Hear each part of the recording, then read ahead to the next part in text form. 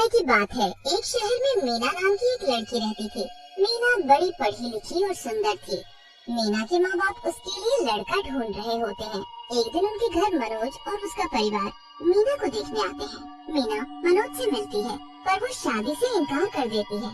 देखो माँ, मुझे इस मनोज से कोई शादी वादी नहीं करनी। मैं एक लड़के को पसंद करती हूँ और मैं तो उसी से शादी करूँगी। मीना की माँ इस बारे में मीना के बाबूजी से बात करती है, पर वो तो गुस्से में लाल हो जाते हैं। वो शादी को साफ इनकार कर देते हैं और मनोज के परिवार को हाँ कर देते हैं। मीना को जैसे ही ये बात पता चलती है, वो चुपके से घर से चली जाती है और राहुल से शादी कर लेती है। शादी के बाद राहुल मीना को वहाँ से बहुत दूर एक बड़े से घर में ले जाता है। यहाँ कितना सुंदर है, यहाँ कितना बड़ा बगीचा भी है, सब कितना अच्छा है। बस एक ही दुख है कि माँ बाबूजी भी हमारी खुशी में काश शामिल होते। मीना राहुल के साथ अंदर जाने ही लगती है कि तभी उसको पीछे से कुछ महसूस होता है। मीना जल्दी से पीछे मुड़कर देखती है, पर वहाँ कोई भी नहीं होता। वो राहुल, मुझे अभी ऐसा लगा जैसे कोई मेरे पीछे खड़ा है। अभी मेरे बाल किसी ने छुए। तुम पागल पागल हो गई हो। यहाँ बस हम दोनों हैं और कोई भी नहीं। देख रही हो ना कितनी दूर पर घर है।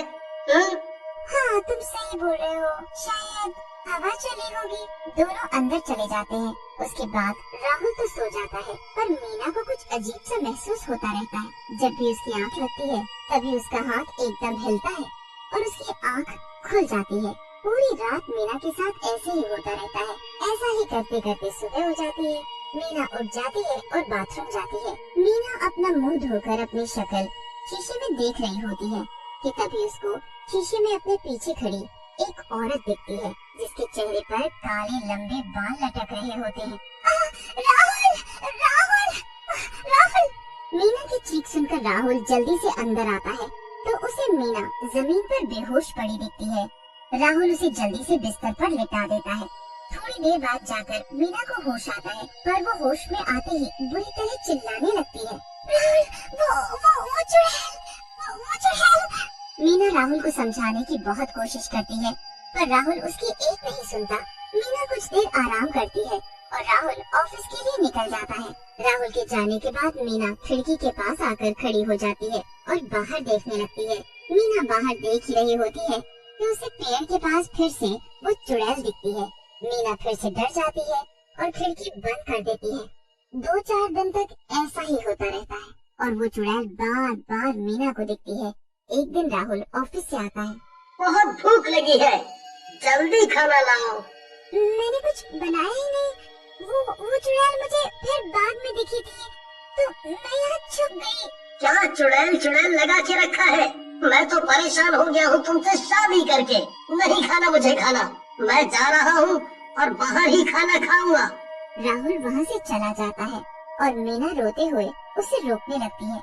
राहुल मीना की एक नहीं सुनता और घर के बाहर निकल जाता है। मीना बेचारी रोते रोते बाग तक आ जाती है और राहुल गाड़ी में बैठकर निकल जाता है। मीना वहीं बैठकर रोने लगती है। जहाँ मीना रो रही होती है, वहीं मिट्टी में उसे बाल दिखते हैं। ये इतने लंबे बाल जमीन में। मीना उन बालों को खींचती है तो वो अटक जाते हैं। मीना बहुत जान लगाती है, तब जाकर मीना के हाथ में वो बाल आते हैं। ये इतने लंबे बाल तो जरूर किसी औरत के हैं, पर यहाँ जमीन में कैसे आए? यहाँ तो बस मैं ही हूँ। मीना वहीं लेट जाती है और उसकी आँख लग जाती है। जैसे ही मीना की आँख लगती है, उसे एक आवाज सुनाई देती है। मुझे बचा लो, मुझे मत मारो, मुझे मत मारो, मुझे बचा लो। आवाज सुनते ही मीना एकदम उठकर बैठ जाती है और सामने एक चुड़ैल को देखती है। मुझे बचा लो, मुझे आजाद कर दो, मुझे आजाद कर दो। मीना डरकर भागने लगती है, पर वो चुड़ैल एक ही बात बोलती रहती है। मुझे बचा लो, मुझे बचा लो, आजाद कर दो मुझे यहाँ से, मुझे बचा लो। मीना अपने कमरे में एक कोने में जाकर बैठ जाती है। पूरी रात ऐसे ही निकल जाती है और फिर सुबह राहुल आ जाता है। मीना का मन होता है कि वो रात को जो कुछ भी हुआ सब राहुल को बता दे, पर वो खुद को रोक लेती है। मीना वहाँ से चली जाती है और रसोई में काम करने लगती है। रसोई में एक खिड़की होती है, जहाँ से पूरा बगीचा अच्छे से दिख। मीना उसी जगह टकटकी लगाए देखती रहती है जहाँ पिछली रात उसे एक औरत के बाल मिले थे। फिर उसे वहाँ वो चुड़ैल फिर से दिखती है। इस बार उस चुड़ैल के हाथ में एक फावड़ा होता है। मीना जल्दी से भागकर बाहर जाती है, पर वहाँ कोई चुड़ैल और फावड़ा नहीं होता। मीना वापस आकर फिर से रसोई में काम करने लगती है। रात को जब मीना सो रही होती है, तभी उसका हाथ कोई झटक देता है। मीना अचानक उठती है तो वही चुड़ैल उसके पास खड़ी होती है। वो पीछे पलटती है और वापस जाने लगती है। जाते जाते वो मीना को उसके पीछे आने का इशारा करती है। मीना को समझ आ चुका होता है कि चुड़ैल उसे कुछ बताना चाहती है। वो हिम्मत करके उस चुड़ैल के पीछे पीछे जाती है तो चुड़ैल उसी जगह आकर खड़ी हो जाती है जहाँ उसे वो बाल मिलते हैं। मुझे बचा लो, मुझे बचा लो, मुझे आजाद कर दो। इतना कहकर चुड़ैल फिर से गायब हो जाती है। मीना उस जगह को देखने लगती है और एक फावड़ा लेकर उसे खोदने लगती है। खोदते खोदते काफी वक्त हो जाता है कि तभी उसे कुछ महसूस होता है तो उसे सामने एक लड़की की लाश बड़ी बुरी हालत में देखती है। मीना पहले तो डर जाती है, पर फिर उसकी नजर उसके लॉकेट पर जाती है।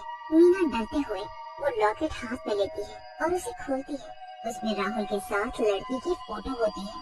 ये लाश, ये फोटो, ये कौन है? ये सब क्या है? ये तुम्हारी लाश? तुम मेरे आसपास ही हो ना? तुम मुझे यही दिखाना चाहती थी ना? अब बताओ मुझे, मेरे सामने तो आओ। मीना के सामने तभी वो चुड़ैल आती है। मुझे आजाद कर दो, मेरी मदद करो, मुझे आजाद कर दो। पर मैं क्या कर सकती हूँ? मैं कैसे तुम्हारी मदद करूँ? पहले तुम मुझे कुछ बताओ तो सही। मैं राहुल की पहली पत्नी हूँ। राहुल ने मेरे साथ शादी की और मुझे यहाँ पर लेकर आया था। थोड़े दिन बाद उसका बर्ताव बदल गया और शायद ये तुम्हारी वजह से था। वो मुझ पर हर वक्त चिल्लाता और मुझे मारता था। एक दिन जब मैंने पुलिस को बताने को सोचा और मैं पुलिस को फोन करने लगी, तभी राहुल यहाँ आया और मुझे देख लिया। उसने मुझे तब तक मारा जब तक मेरी जान नहीं चली गई। मेरे मरने के बाद उसने मुझे यहाँ इस जगह कब्र खोदकर मुझे उसमें दफन कर दिया। क्या सच में राहुल ने ऐसा किया? मुझे तो यकीन ही नहीं हो रहा, पर मैं तुम्हें इंसाफ जरूर दिलाऊंगी, तुम्हारी मदद करूंगी। बस अब से तुम राहुल को इतना परेशान कर दो कि वो दुखी हो जाए। बस फिर उस दिन से चुड़ैल और मीना एक हो गए। अगले दिन से चुड़ैल राहुल को दुखी करने लगी। सबसे पहले उसने राहुल के दूध के गिलास को खून से भर दिया। राहुल ने जब ये देखा तो बड़ी तेज चिल्लाया। मीना जल्दी से आती है। क्या हुआ राहुल? ये देखो खून, तुमने मुझे दूध की जगह खून दिया। कहाँ है खून? ये तो दूध ही है, देखो ना। तुम अंधी हो क्या? ये खून है, देखो ध्यान से। मेरी आंखें एकदम सही है, ये सफेद रंग का दूध ही है। राहुल परेशान होकर उठ जाता है और चला जाता है। अब शाम को जब राहुल खाना खा रहा होता है तो उसके खाने में कीड़े मकोड़े घूम रहे होते हैं। मीना, जल्दी आओ। अब क्या हुआ? ये देखो क्या है ये? खाने में कीड़े चल रहे हैं। आप पागल हो गए हो क्या? अच्छी खासी सब्जी में कीड़े बता रहे हो? लो, मैं अभी खाकर बताती हूँ। मीना सब्जी खाकर दिखा देती है और राहुल एकदम सुन्न रह जाता है। चुड़ैल भी वहीं खड़ी सब देख रही होती है। राहुल के साथ हर वक्त ऐसी चीजें होती रहती हैं। धीरे धीरे राहुल की दिमागी हालत बिगड़ने लगती है। वो फिर डॉक्टर के पास जाता है तो वहाँ भी चुड़ैल उसे परेशान करती है कि डॉक्टर को भी यही लगता है कि राहुल पागल हो गया है। नहीं नहीं, मैं पागल नहीं हूँ। जी बिल्कुल, आप पागल थोड़ी हो, आप तो बहुत समझदार हो। बस ये तो आपकी वो सजा है जो आपकी पहली पत्नी निकिता चाहती है ना निकिता? हाँ, मैं यही चाहती हूँ, इसे तड़पते हुए देखना। राहुल चुड़ैल को देखकर और निकिता का नाम सुनकर कांपने लगता है। अब क्यों डर रहे हो? मैं हूँ निकिता, तुम्हारी पहली पत्नी। मीना को अब सब सच पता है।